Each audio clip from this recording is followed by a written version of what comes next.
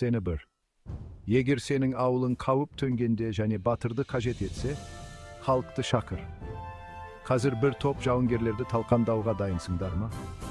Кеттік. Бір күні халық Майнкрафт әлемінде үлкен жасыл батыр ретінде пайда болды. Ол жасыл шөпке толы, биік тауға қонды. Таудың етегінде кішкентай ауыл орналасқан еді. Халық ауылға қарай жүріп, қуанышқа бөленген ауыл тұрғындарымен кездесті. Олар халықтан көмек сұрады. Ауылдың жанында қауіпті жауынгерлерге толы қараңғы орман бар еді. Ауыл тұрғындары халықтан бұл жауынгерлерді жеңіп, үйлерін қорғауды өтінді. Халық орманға кіріп, алғашқы қауіпімен алып зомбимен кездесті.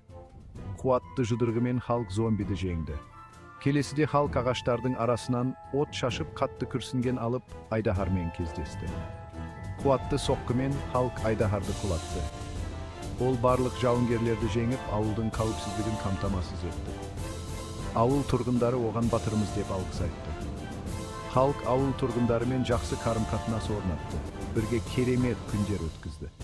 Олар халықтың ерлігі мен достығы туралы әңгімелерді ауылдан ауылға таратып, үлкен мерекемен тойлады.